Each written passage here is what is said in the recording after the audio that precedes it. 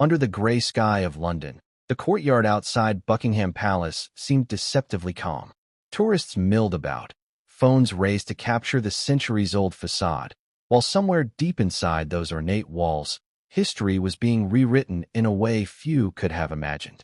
In a quiet yet deliberate move, King Charles had decided to strip two of the youngest members of the royal bloodline, Archie Harrison and Lilibet Diana, forever from using the titles of His and Her Royal Highness. It was not just a bureaucratic adjustment, it was a declaration, and it sent a shiver through both royalists and critics alike. The decision didn't come with the fanfare of a coronation or the spectacle of a royal wedding. There were no parades or speeches to soften the blow. Instead, it arrived in the form of an official palace communiqué, short and clinical in its wording, but loaded with implications. By the decision of His Majesty King Charles III, the style of Her Royal Highness shall not be borne by Master Archie Harrison Mountbatten Windsor and Miss Lilibet Diana Mountbatten Windsor, now and for all time. For the general public, it was another royal headline. But for those who understand the deep symbolism of the HRH and the historical rarity of a reigning monarch revoking such status, it was seismic. Before we continue, please hit the like button, subscribe to the channel, and turn on the notification bell for updates. To appreciate the magnitude of what had just occurred, one must understand what the HRH represents. These letters are not mere decorative flourishes before a name. They are the keys to a world of ceremonial privilege, precedence in all official events, and the silent recognition of being in the direct stream of royal legitimacy. The HRH title is a marker of an unbroken chain of sovereignty and bloodline, stretching back through centuries of monarchs who wielded real power. To have it removed, or in this case, denied for eternity, is to redraw someone's place in the royal hierarchy. The shockwaves began almost immediately. Within minutes of the palace announcement, social media was ablaze. Comment threads spiraled into heated debates. Some claimed Charles was simply protecting the monarchy from future scandal. Others accused him of punishing innocent children for the choices of their parents. Reporters stationed outside the palace spoke with that particular tension in their voices, the kind reserved for moments when a historic precedent might be unfolding in real time. And yet, this decision did not appear out of nowhere. In fact, if one traced the line of events back far enough, the clues were there, subtle, easily missed, but undeniable in hindsight. The rift between Prince Harry, Meghan Markle, and the rest of the royal family has been one of the most public and persistent family breakdowns in modern history. It began, at least publicly, with their withdrawal from official royal duties in 2020, quickly followed by that infamous interview where they spoke of feeling unsupported, misunderstood, and, at times, unsafe within the royal institution. From that moment, the Sussexes began carving their own path, outside of palace control, yet tethered to the monarchy by their titles and lineage. For King Charles, who inherited the throne after the passing of Queen Elizabeth II, the challenge was twofold: preserve the dignity and unity of the monarchy while managing a very public family division. In the court of public opinion, any move he made regarding Harry and Meghan's children would be dissected from every angle. But what made this particular move so startling was its permanence. By stating that Archie and Lilibet were forever barred from using HRH, Charles closed the door on any future reconciliation restoring those titles. This wasn't just a temporary disciplinary measure, it was a verdict. Behind the gilded palace doors, discussions about titles are not taken lightly. They involve constitutional advisors, heraldic experts, and a careful reading of royal precedent. According to palace insiders, the matter had been under review for months, with a small inner circle aware of the direction Charles was leaning. There had been quiet warnings, too, subtle signals that the Sussexes' increasingly independent and outspoken public profile was pushing them further from the ceremonial heart of the monarchy. Each public interview, every unscripted comment, and the release of Harry's memoir only widened the distance. But to the average Briton watching from afar, the news felt sudden, even brutal. Archie is barely 5 years old, Lilibet just a toddler. They have spent most of their young lives far from the United Kingdom, shielded in California from the public glare that defined their father's childhood. For them, the HRH titles were never going to be tools of political power or daily use. but they carried immense symbolic weight. They connected the children to a lineage that has stood, however imperfectly, for 1,000 years. The morning after the announcement, newspapers displayed a striking visual: side-by-side photos of Archie and Lilibet juxtaposed against the royal crest, now subtly altered to exclude any HRH reference beside their names.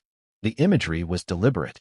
It told a story of separation, of a deliberate uncoupling from the royal machinery. Television commentators, in the gravely measured tones that signal national significance, debated whether Charles was making a calculated strategic move or allowing personal grievances to influence constitutional decisions. Across the Atlantic, reaction was equally fierce. Supporters of Harry and Meghan painted the move as vindictive, a punishment meant to humiliate the Sussexes by targeting their children. Others saw it as inevitable, given the couple's repeated criticism of the royal family and their withdrawal from royal duties.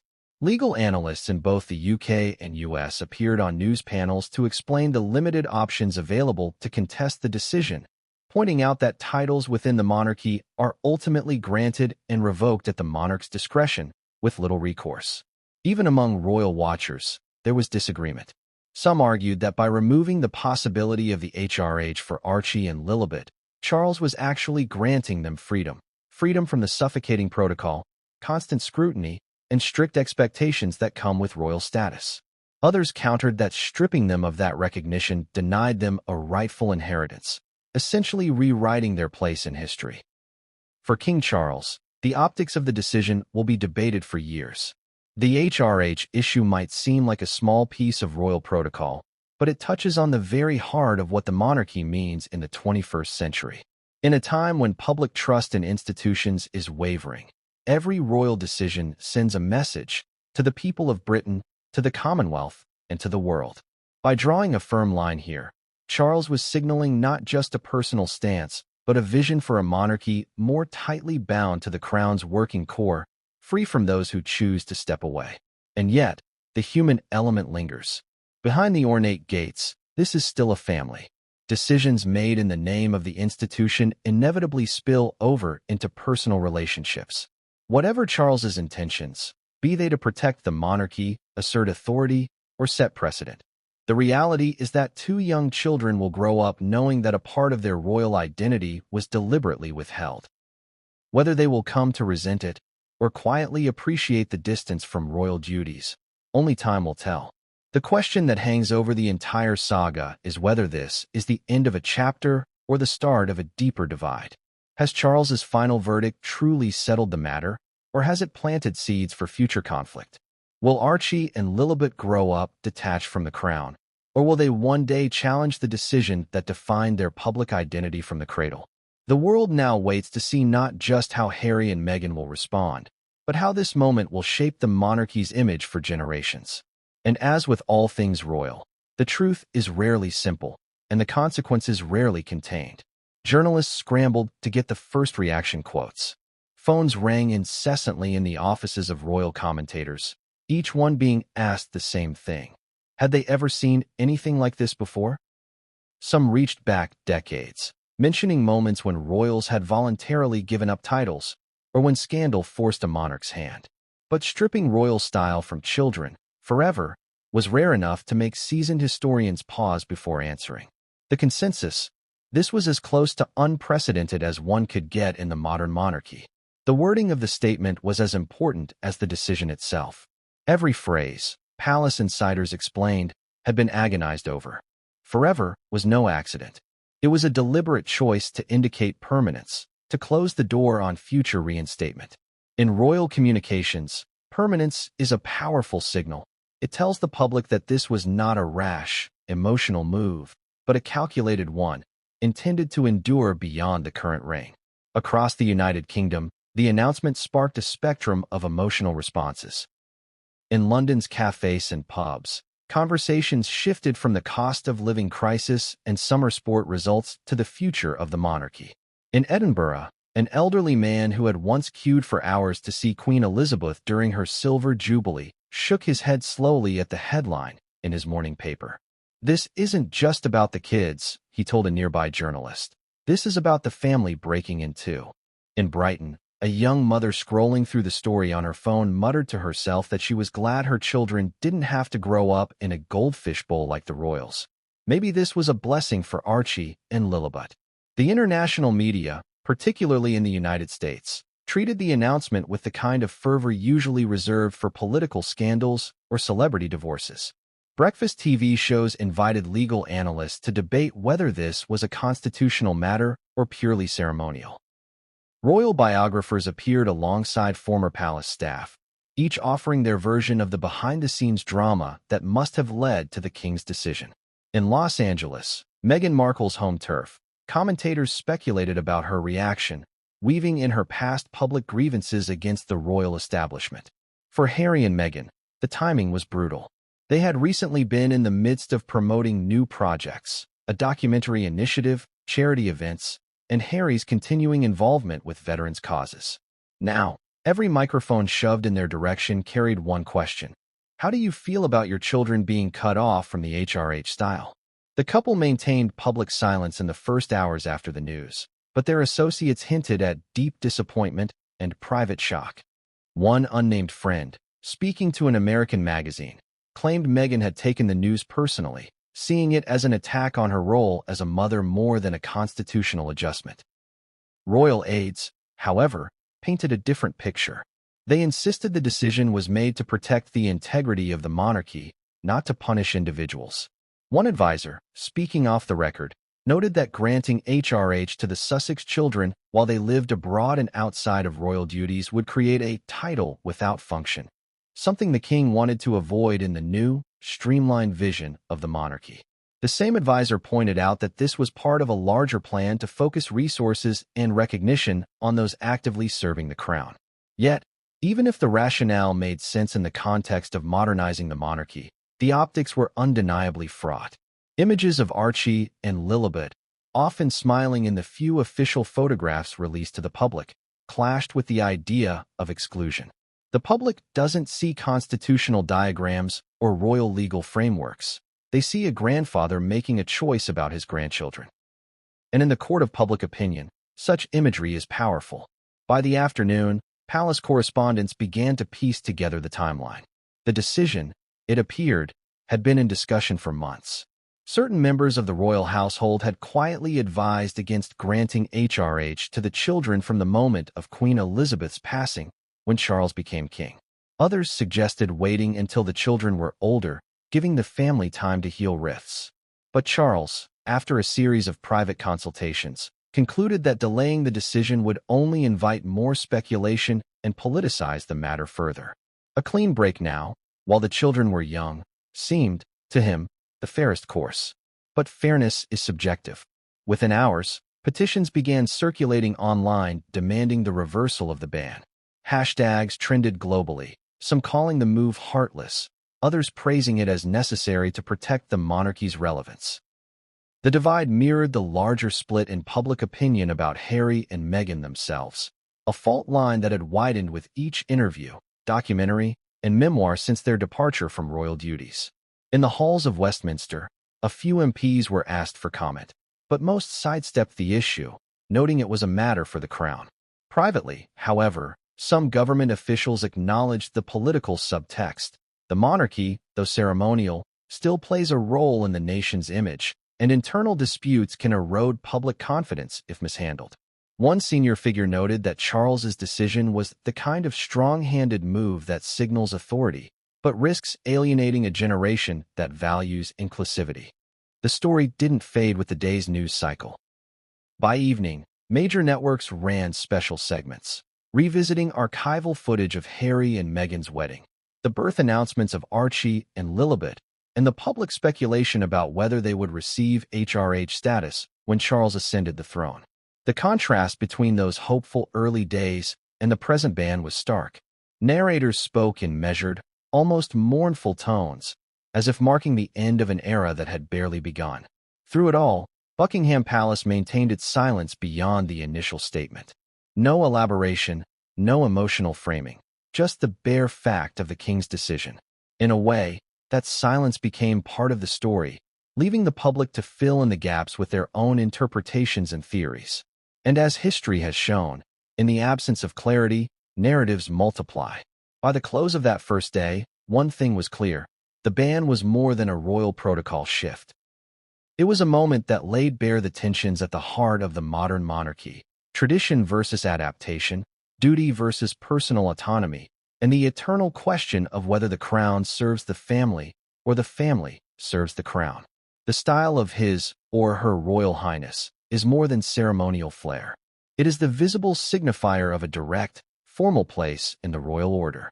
From the moment it was codified, HRH denoted an individual's standing in the line of succession, their precedence over others at official functions, and their entitlement to certain courtesies, not only in Britain but across realms where the monarch remains head of state. To the public, it can appear as little more than a traditional form of address. Inside the machinery of monarchy, it operates like a badge of authority. It signals the bearer's direct connection to the sovereign, placing them in the small circle of individuals recognized as senior royals. The origins of the HRH style can be traced back to the early 18th century. Initially, it was a designation used sparingly, applied to those closest in blood to the reigning monarch. Over time, royal warrants and letters patent formalized its usage, defining who could bear the title and under what circumstances. It was never an automatic birthright for every royal descendant.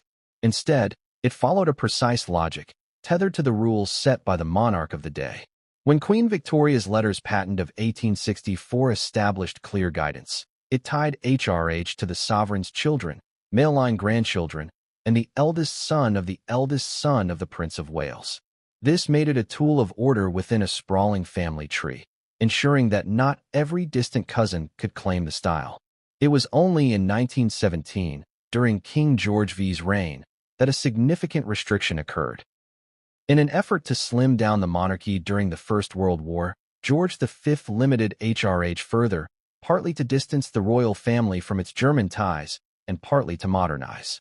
That decision reduced the number of individuals entitled to the style, a precedent that resonates in today's debates. For Archie and Lilibet, their entitlement to HRH would have arisen automatically when their grandfather, Charles, became king. At that point, as the children of a son of the sovereign, they met the criteria outlined in George V's letters patent. But entitlement on paper and entitlement in practice are not the same thing. The monarch retains the power to amend, restrict, or remove the style entirely. This is where Charles's decision stands out. Not only did he decline to grant it, but he explicitly barred it for the future. The HRH style carries tangible implications beyond formality. It dictates how an individual is addressed in court, determines seating arrangements at official events, and in some cases, influences matters of security. Senior royals bearing HRH often receive state-funded security when performing official duties. They are invited to state functions, placed in positions of visibility during ceremonies, and recognized in official communications from the crown. Removing or denying that style effectively reclassifies a royal. They move from the inner ring of active participants in monarchy to the broader outer circle of extended family. This is why past removals of HRH have caused ripples in the public consciousness. The most famous example is the aftermath of the divorce between Prince Charles and Princess Diana in 1996. Diana lost the HRH style, becoming instead Diana, Princess of Wales. While she retained her title, she was no longer technically a royal in the same constitutional sense, and this subtle change affected everything from her seating at events to her ability to perform official duties on behalf of the crown. It was not lost on observers that the decision to strip Diana's HRH had emotional undertones, even if it followed protocol. Another example came in 2020 when Harry and Meghan stepped back from royal duties. The agreement reached with Queen Elizabeth stated they would no longer use their HRH styles, even though they technically retained them. This created a hybrid status, still part of the royal family, but operating outside its working structure.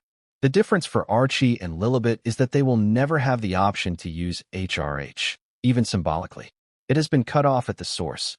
Royal historians note that such restrictions often reflect broader changes in the monarchy's approach, as the institution adapts to modern realities, including public scrutiny over costs, the demand for transparency, and the challenge of remaining relevant in a democratic society. titles have become tools of strategy.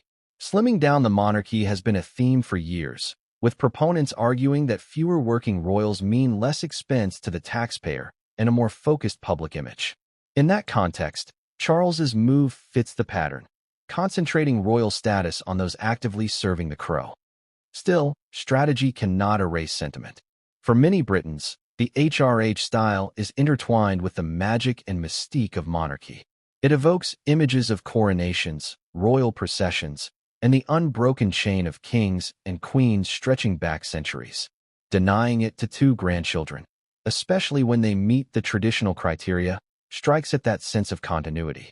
It's not just a matter of protocol. It's a redefinition of family in the eyes of the crown.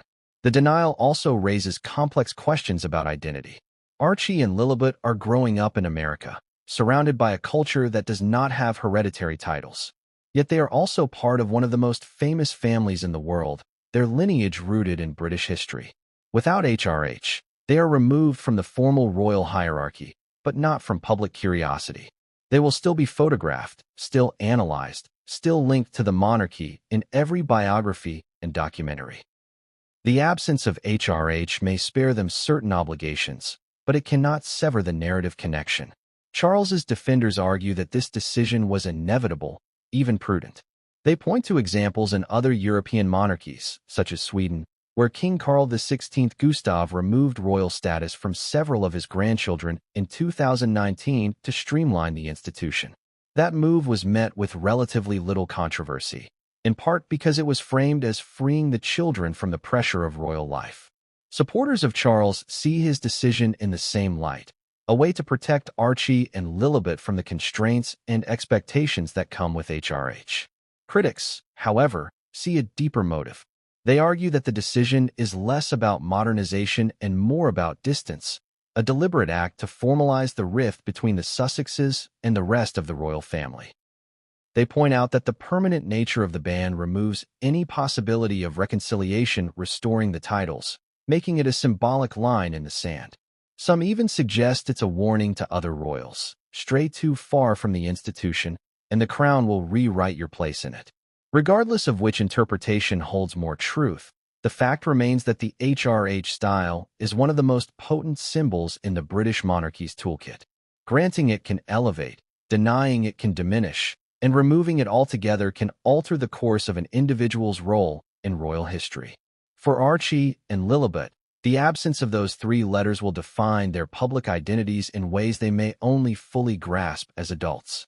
As the dust from the announcement settles, historians, legal scholars, and royal commentators will continue to dissect the meaning of this decision. Was it an act of protection, a maneuver of political strategy, or a gesture of personal grievance? Perhaps it was all three. What is certain is that the letters HRH, once merely a point of etiquette to casual observers, have become the center of a debate that reaches far beyond titles, into the heart of what the modern monarchy chooses to be. It began with hope. When Harry introduced Meghan to the world in 2016, the initial public response was largely positive. She was glamorous, accomplished, and seemed to represent a modern, inclusive vision of the monarchy. The engagement announcement in 2017 was celebrated worldwide, with newspapers hailing it as a union that could rejuvenate the royal family's image for a new generation. Yet, even before the wedding bells rang at St. George's Chapel in Windsor, signs of tension were already surfacing behind the scenes. According to palace insiders, differences emerged over protocol, expectations, and Meghan's role within the institution. While some adjustments are normal for anyone marrying into the royal family, the speed and intensity with which Meghan sought to establish her own way of doing things reportedly caused unease. Courtiers who had spent decades working within the traditions of the crown suddenly found themselves navigating a new royal who was unafraid to challenge long-standing norms. For Charles and the senior royals, such shifts can be destabilizing, especially in a family where consistency is part of the institution's survival. By 2019, the strain was visible to the public. That year, Harry and Meghan gave an interview during their royal tour of Africa, in which Meghan admitted she was struggling with the pressures of royal life, and Harry confirmed rumors of a rift with his brother, Prince William. While their candor resonated with some viewers, it also deepened the sense of internal division. Behind palace walls, the interview was seen by certain members of the family as airing private grievances in a way that risked damaging the monarchy's image. The following year brought the defining rupture: Harry and Meghan's announcement in January 2020 that they would step back from senior royal duties.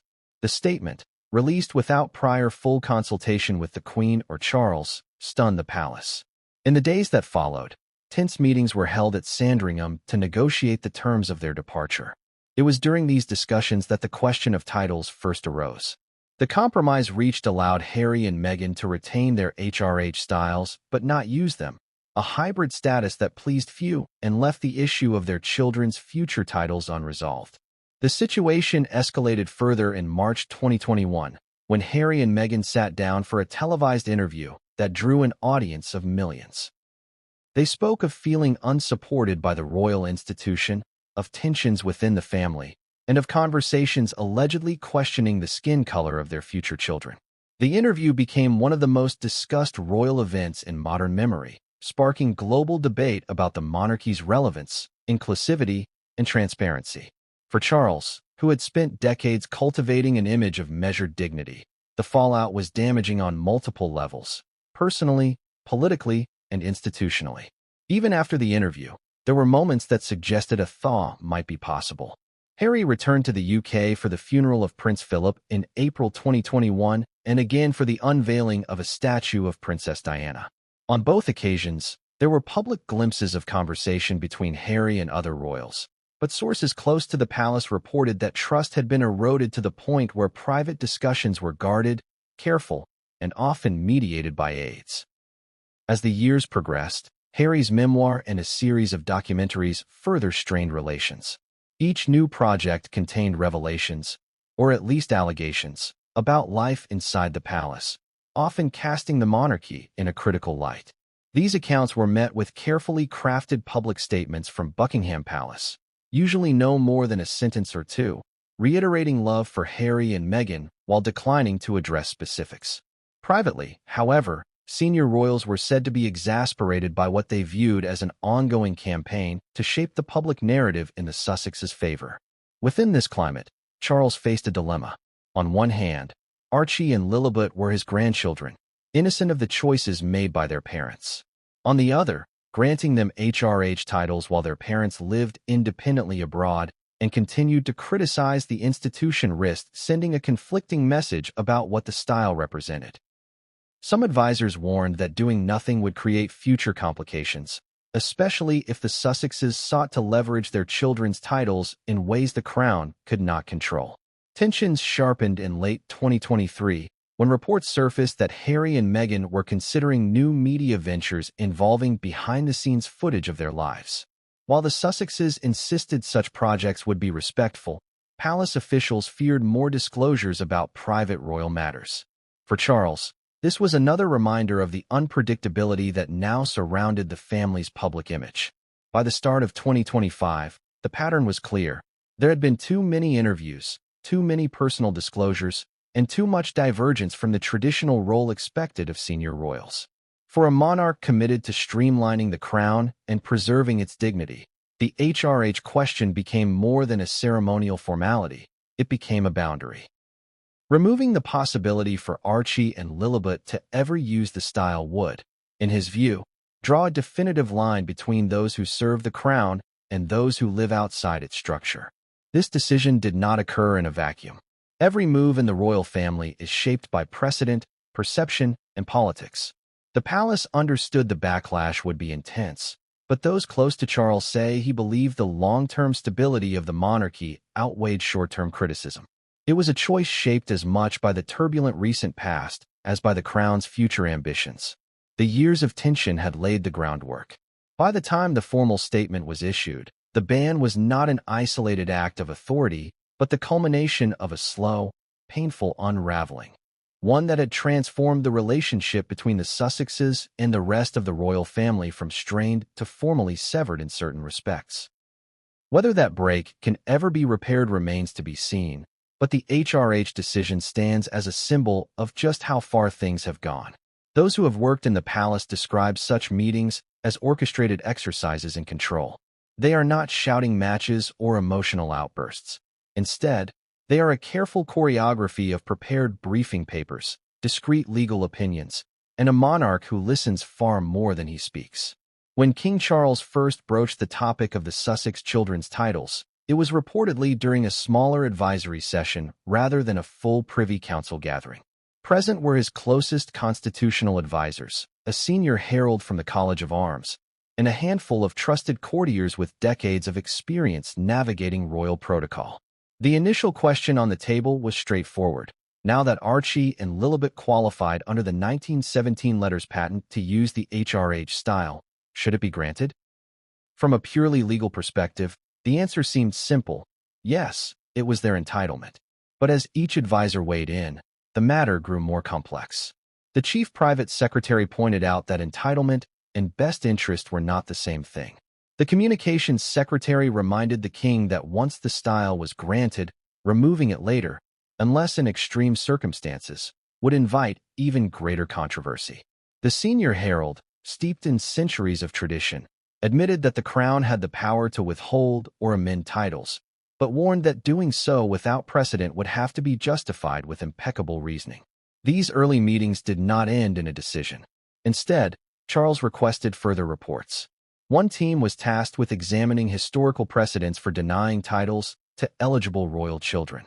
Another explored how the move might be received in the press, both domestically and abroad. The king also asked for a legal opinion on whether the HRH style could be permanently denied, ensuring that future monarchs could not reinstate it without issuing entirely new letters patent. This request alone hinted at Charles's long-term vision. He was thinking beyond his reign, beyond his own lifetime, to a monarchy that operated under streamlined, clearly defined lines of authority. Weeks later, in a larger meeting that included Camilla, the queen consort, the discussion shifted toward the personal implications.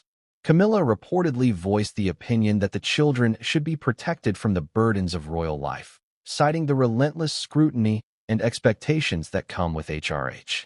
She also stressed that the decision, if made, had to be framed as protective rather than punitive.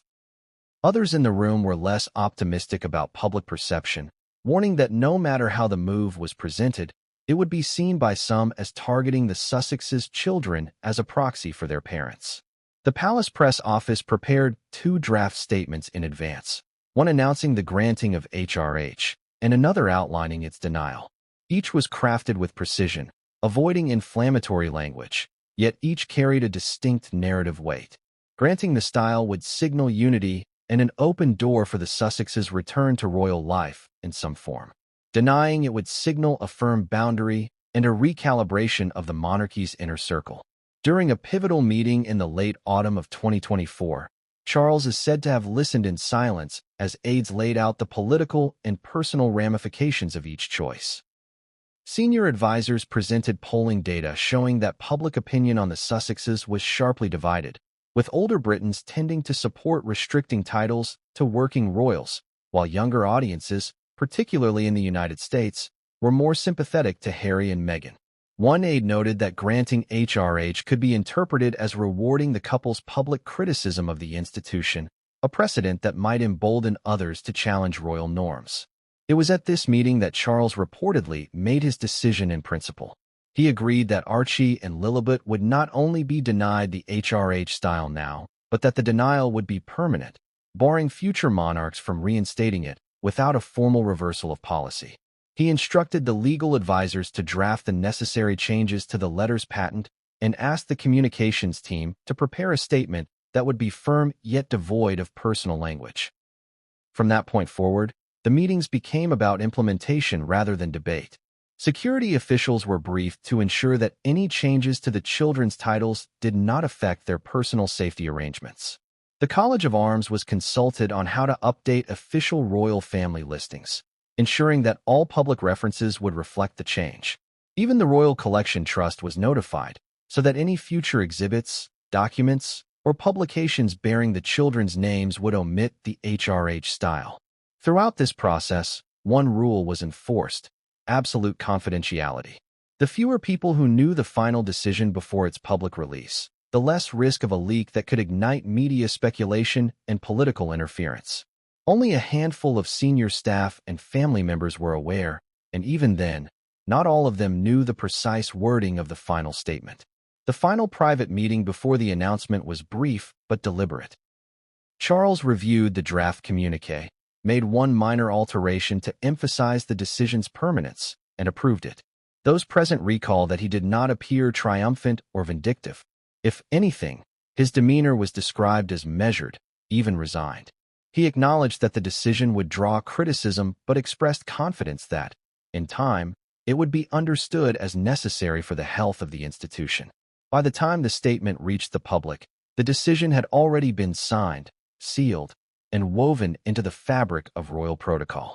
The months of private deliberation had culminated in a single, concise announcement. But behind those few words lay hours of cautious debate, strategic planning, and the quiet resolve of a monarch determined to define the boundaries of his reign. The news had reached them not through whispers from within the palace, but as an official confirmation, the same carefully worded statement that was broadcast to the rest of the world. There had been no private call from Charles, no discreet briefing to prepare them for the impact. For Meghan, this absence of personal communication was as telling as the decision itself.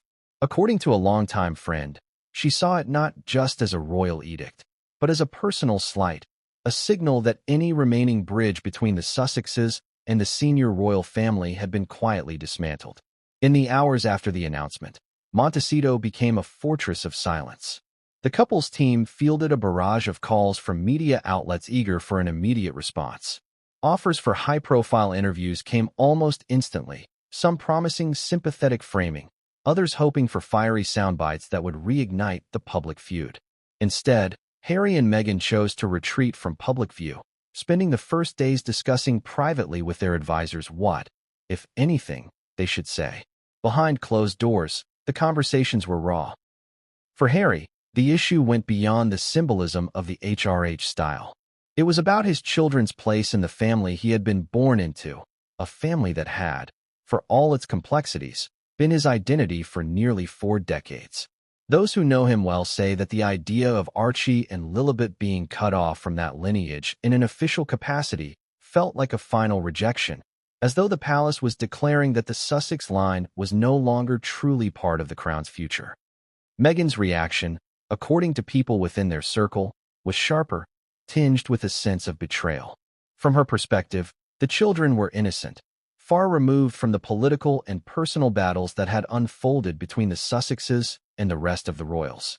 To deny them their birthright, something they had never asked for but were nonetheless entitled to, seemed, to her, an act designed to diminish their status in the eyes of the world.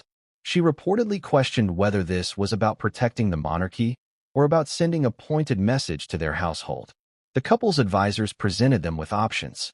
One path involved issuing a measured public statement that expressed disappointment while emphasizing their ongoing commitment to their own work and values. Another involved remaining completely silent, allowing the media frenzy to burn out on its own. A more aggressive option was to challenge the decision directly, either through public commentary or by seeking legal opinions on whether such a permanent denial could be contested under the framework of British constitutional law. Harry was said to lean toward a restrained public response, wary of reigniting the perception of open warfare with his family.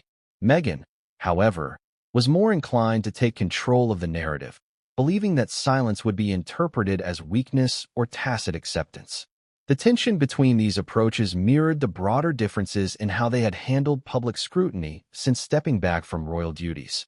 Harry preferring to tread carefully when it came to family matters, Meghan more willing to engage in direct rebuttal. The children themselves, of course, were unaware of the storm swirling around their names. Archie, now old enough to notice cameras and headlines, had been shielded from the details, while Lilibet remained too young to grasp the significance of titles. Friends who visited in the days after the announcement noted that life in the Sussex home continued with its usual rhythms: school runs, garden playtime, meetings for their media projects, even as the outside world speculated endlessly about the couple's next move. Media reaction in the United States was swift and, in many cases, sympathetic to the Sussexes. Prominent talk show hosts questioned the morality of denying children titles because of their parents' choices. Analysts framed the decision as part of a larger pattern of exclusion aimed at the couple since their departure from the UK. British media, by contrast, was more divided, with some columnists defending the king's decision as consistent with his vision of a streamlined monarchy, while others warned that the move risked deepening the family rift beyond repair. In the days that followed, the Sussexes' friends and allies began speaking to select journalists, offering carefully curated insights into the couple's state of mind. Some emphasized their resilience, describing them as focused on their charitable work and projects. Others hinted at deeper wounds, portraying Harry as conflicted between his loyalty to his wife and his lingering desire for some form of reconciliation with his father and brother. One particularly striking detail emerged from a source close to Meghan. She had reportedly written a private letter to King Charles in the past year, expressing a wish for the children to maintain some formal link to the family, even if they never undertook royal duties. Whether that letter was acknowledged or responded to remains unclear, but its existence added another layer to the perception that the HRH ban was a direct rebuff to her appeal. For Harry, the personal and the political were now impossible to separate. The decision forced him to confront the reality that his children's relationship with the monarchy would not be defined by him, but by the institution itself, and that institution had chosen to draw a boundary. Those close to him say that while he understood the arguments for a smaller, more focused royal family, the permanence of the ban left little room for hope that his children might one day occupy a recognized place within it. By the end of the first week, the Sussexes had yet to make a formal statement. Some saw this as a sign of strategic restraint, others as proof they were still deciding how to respond. Inside their California estate, however, the conversations had shifted. It was no longer just about reacting to the king's decision, but about redefining how Archie and Lilibet's identities would be shaped in a world where their royal heritage was now unofficial, unendorsed, and, in some circles, contested. Chapter 6 unfolded not in the palace or in Montecito, but in the unpredictable arena of public opinion. The streets, the television panels, the op-ed columns, and the online forums where the monarchy is debated with a mixture of reverence, cynicism, and raw emotion.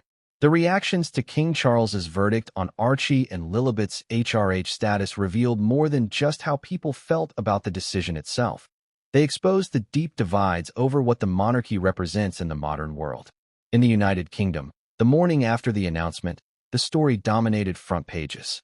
Some tabloids framed the move as a bold act of leadership, a monarch defining his reign by tightening the royal circle and ensuring that only those who serve the crown hold its highest styles. Their headlines carried words like streamlining and modernizing, and their editorials argued that titles should be tied to duty, not just blood. Other papers took a more critical view, painting the decision as cold, unnecessary, and out of step with a family that should be seen as above petty divisions. One broadsheet likened the move to slamming the palace gates on the youngest generation before they've even approached them. On the streets of London, conversations about the ban were lively and often conflicted. Older royalists, many of whom had followed the monarchy for decades, tended to support the decision. They spoke of Charles's responsibility to protect the crown's image and resources, reminding interviewers that the monarchy's role was not to confer privilege for its own sake, but to reward service. In contrast, younger Londoners and many from diverse backgrounds expressed unease, questioning why the children of a son of the sovereign were being treated differently than others in similar positions. Some brought up race as an undercurrent in the debate, pointing to the racial elements in previous controversies surrounding Meghan. Across the Commonwealth, the responses varied. In Canada and Australia, where Republican sentiment already simmers, the decision was framed as another reminder of the monarchy's outdated nature. In the Caribbean, some commentators saw the move as evidence of a selective and sometimes exclusionary royal system. The story reignited conversations in several nations about whether their future should still be tied to the British crown. In the United States, the reaction was sharper and more personality-driven. American coverage often centered on Meghan's treatment by the royal family, with talk show hosts and celebrity commentators framing the HRH denial as a personal attack on her children. News segments replayed clips from the 2021 interview, in which Meghan spoke of concerns raised about Archie's skin tone, suggesting that the latest decision might be part of a continuing pattern. Viewers called in to radio programs to share their outrage, with some even suggesting that the Sussexes should respond by cutting all remaining ties to the monarchy. Social media amplified every perspective to its loudest possible volume. On one side, hashtags supporting King Charles's decision trended in the UK, often echoing the sentiment that the crown must adapt or risk collapse. On the other, hashtags defending Archie and Lilibet's rights lit up American Twitter and Instagram feeds, often featuring images of the children juxtaposed with questions like, "What are they afraid of?" The polarized discourse made it clear that the issue had moved beyond royal protocol. It had become a flashpoint in the ongoing cultural divide between those who view monarchy as a living institution and those who see it as a relic struggling to justify its relevance. Royal experts and historians were quick to take to television to contextualize the decision. Some, like Sir Jonathan Harwood, emphasized that Charles was following a precedent of slimming down the royal family to focus on direct heirs and active working royals. Harwood pointed to European examples, Sweden, Denmark, and the Netherlands, where similar decisions had been made without long-term public outrage. Others, like Dr. Fiona Bradley, argued that the British monarchy's history made it impossible to separate such decisions from family politics. Bradley noted that while streamlining might make sense administratively, the permanent exclusion of two grandchildren was bound to be interpreted through the lens of the strained relationship with their parents. Public polling in the UK conducted in the week after the announcement revealed a narrow majority supporting the King's move, though support dropped significantly among younger demographics. Interestingly, the poll showed that while many approved of the principle of tying titles to duty, fewer agreed with making the denial permanent. This suggested that even some supporters were uneasy with the finality of the decision. In the meantime, grassroots campaigns emerged on both sides of the Atlantic. In Britain, a small but vocal group began lobbying MPs to encourage the king to reconsider, framing their appeal as a matter of family unity. In the U.S., petitions calling for the Sussex children to be recognized with HRH status gained tens of thousands of signatures in days, though they held no legal weight. These campaigns, while unlikely to alter the decision, kept the story alive in headlines and gave it the air of an ongoing political cause rather than a closed chapter. In living rooms and pubs alike, debates over the decision often revealed as much about the speakers as about the monarchy itself. For some, it was a story about discipline and setting boundaries, an institution refusing to be undermined by members who had stepped away. For others, it was a cautionary tale about power and how easily it can be used to define who belongs and who doesn't. The HRH ban became a mirror in which the public projected its own beliefs about family, tradition, fairness, and change. What emerged most clearly from this storm of opinion was that the monarchy's image is now shaped as much by perception as by precedent. In an age where global audiences can react instantly and vocally to any royal decision, the symbolism of a move like this can eclipse its practical effects. Archie and Lilibet may never have planned to use the HRH style in their daily lives, but the denial of it has defined their public identities in a way that few ceremonial gestures could. Chapter 7 turns the lens toward the two young individuals at the heart of the storm, Archie Harrison and Lilibet Diana, and examines what this decision means for them both in the present and in the years to come.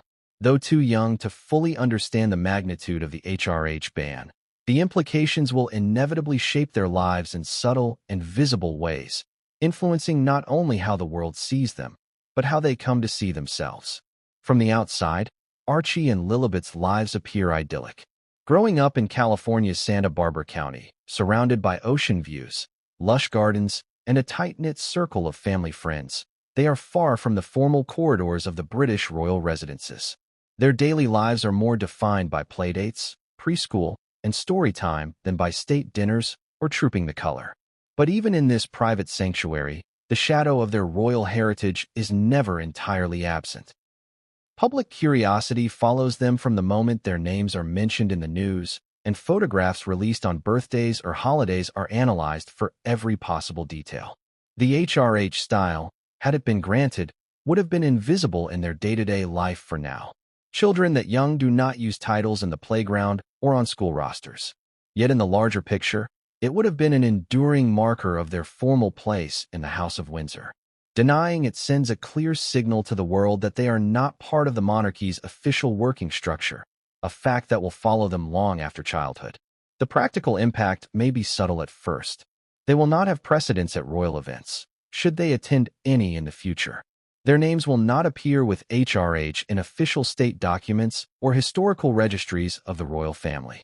Invitations to major ceremonial occasions, coronations, state funerals, jubilees, may still come by virtue of family connection, but their seating and ceremonial roles will be that of extended relatives, not senior royals. The psychological impact is harder to predict. For Archie, who is already old enough to notice the cameras and headlines that swirl around his parents, the growing awareness of his royal lineage will likely be coupled with an understanding that he stands outside its formal recognition. Questions from peers as he gets older, "Are you a prince?" or "Why don't you live in England?" will require explanations that blur the line between family story and constitutional history. For Lilibet, these questions may come later, but the answers will be shaped by the same dynamic, a deep personal link to a historic institution that has, by deliberate choice, placed her at arm's length.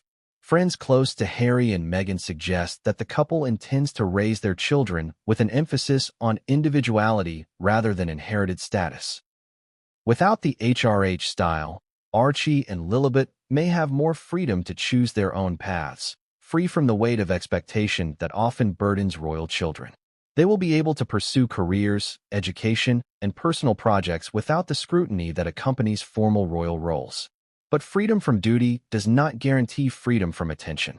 Their connection to the British royal family ensures that the media will watch their lives with interest, regardless of titles. Security is another aspect intertwined with their identity.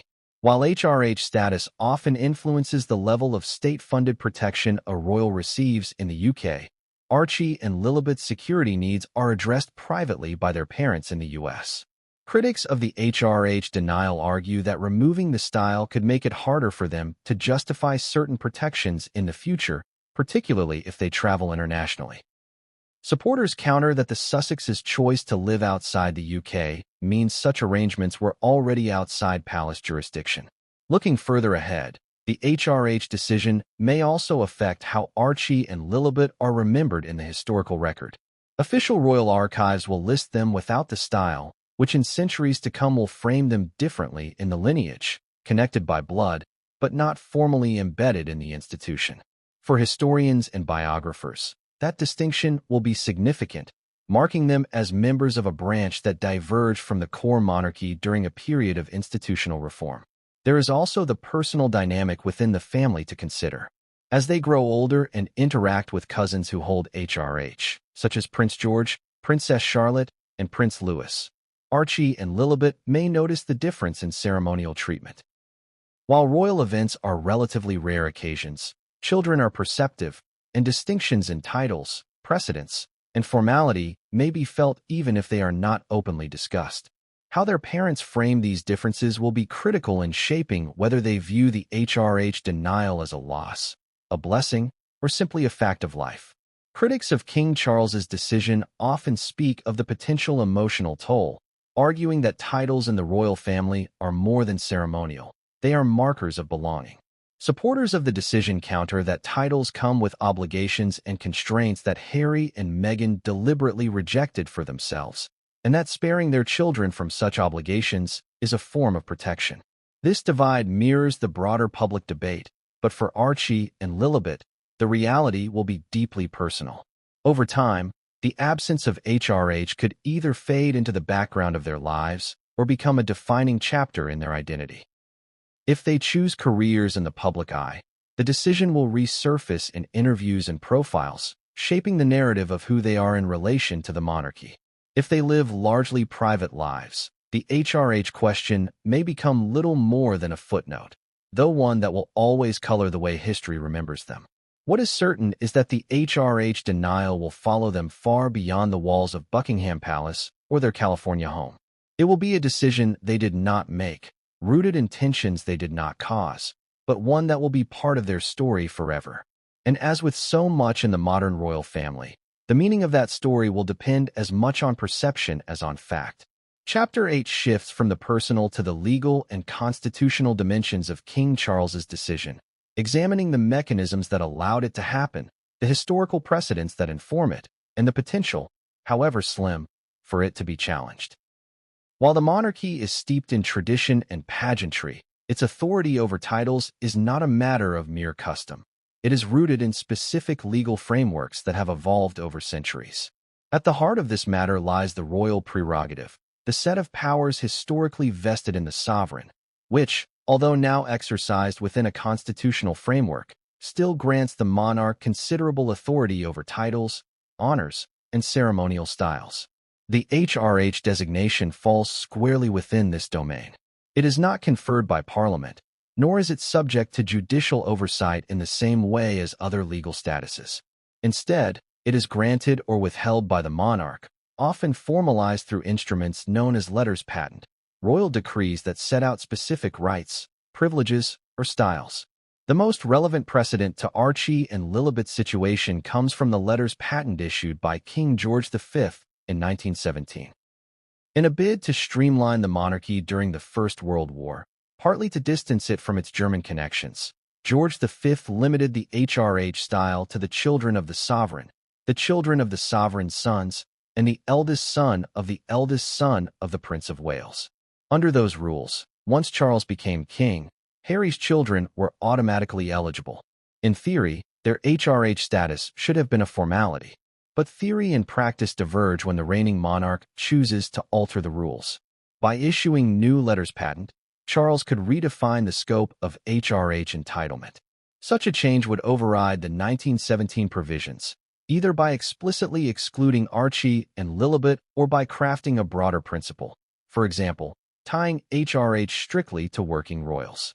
In either case, the decision would be legally sound within the bounds of the monarchy's constitutional powers. This is why legal experts in both the UK and the US have noted that challenging the move in court would be extraordinarily difficult, if not impossible. The HRH style is a matter of royal discretion, not statutory law. That said, history does provide examples where decisions about titles have been reversed, though not often, and rarely without significant political or familial pressure. One notable case occurred in 1996 when Princess Diana lost her HRH style after her divorce from Prince Charles. While the decision was within the Queen's authority, it sparked considerable public sympathy for Diana. There were persistent rumors that her title might be restored in the future, though her tragic death the following year prevented the issue from being revisited. This example is often cited to show that while HRH changes can be permanent in theory, in practice they can be politically negotiable. In the case of Archie and Lilibet, however, Charles appears to have gone out of his way to make the decision irreversible. Palace sources suggest that the language of the statement, using the word forever, was intentional, signaling that the denial was not a temporary measure or one tied to current circumstances. More importantly, if the decision has been formalized through updated letters patent, reversing it would require a future monarch to issue an entirely new decree, a step that would be politically loaded and symbolically significant. Legal analysts have also discussed the possibility of Harry and Meghan lobbying Parliament to intervene, though the likelihood of this is slim. Since the matter is a royal prerogative, MPs are generally reluctant to involve themselves in internal royal affairs unless there is a compelling public interest. Interference in titles could also raise broader constitutional questions about the monarchy's independence from political influence, something few in government would wish to provoke.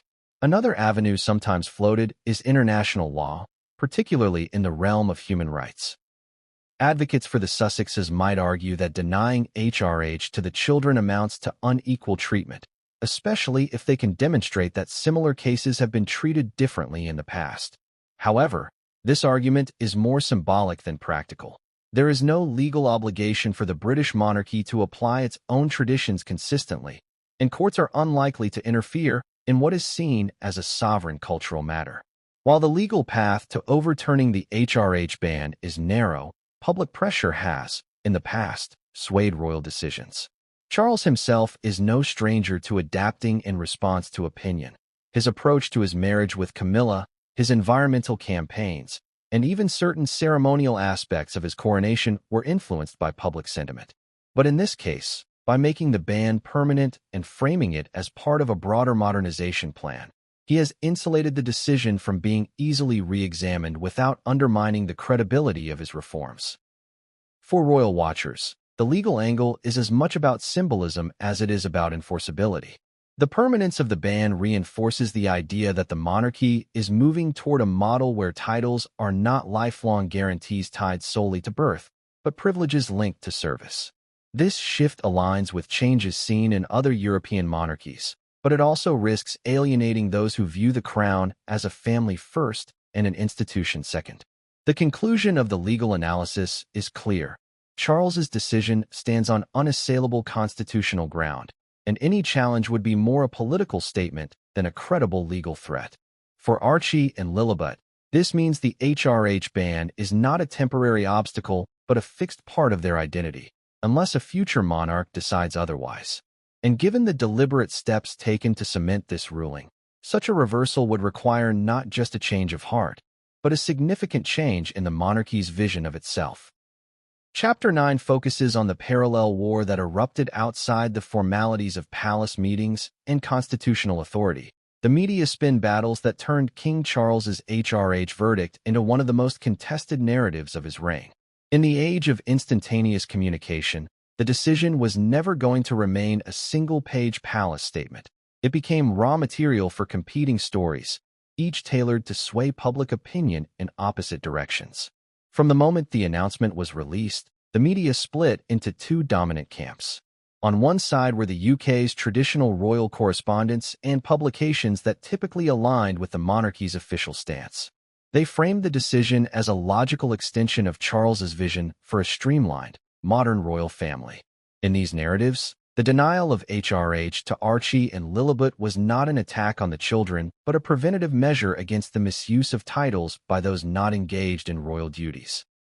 They leaned on expert commentary from constitutional scholars who emphasized that Charles had the authority, the precedent, and the duty to make such a choice. On the other side were more celebrity-focused outlets, along with several American media platforms, that positioned the move as a calculated snub toward Harry and Meghan. These pieces often led with emotive headlines and close-up images of the children, juxtaposed against stock photos of Charles in ceremonial regalia. They highlighted past grievances aired by the Sussexes, from the alleged conversations about Archie's skin tone to the couple's public claims of feeling unsupported. In this framing, the HRH ban was cast not as institutional reform, but as personal punishment disguised as policy. The palace's communications team anticipated these polarized reactions. Before the announcement, they had conducted media mapping, identifying which outlets were likely to support the decision, which would oppose it, and which could be swayed with targeted briefings. Select royal correspondents were invited to off-the-record briefings, where aides carefully outlined the decision as part of a long-term strategy, referencing similar reforms in Sweden and Denmark. These briefings were designed to seed a consistent narrative before the official statement went public. At the same time, the Sussexes' PR team was not idle. While Harry and Meghan refrained from making an immediate public comment, unnamed sources close to the couple began speaking to trusted journalists in the United States. These friends of the Sussexes shared details designed to humanize the couple's reaction. The shock of learning about the decision through the media, Meghan's view that it singled out her children, and Harry's quiet concern for how it might affect their sense of belonging. Though these sources avoided direct attacks on Charles, their accounts painted a picture of emotional hurt and personal exclusion. Within days, the contrasting narratives began to harden. British morning shows hosted debates between royal commentators defending the decision and cultural critics questioning its morality. In America, primetime interviews with Meghan's celebrity allies openly criticized the monarchy's handling of the matter, with some going as far as to call it an outdated institution clinging to selective tradition. The split coverage became a reflection of the larger cultural divide between how the monarchy is viewed in its home country versus abroad. Social media intensified the spin war,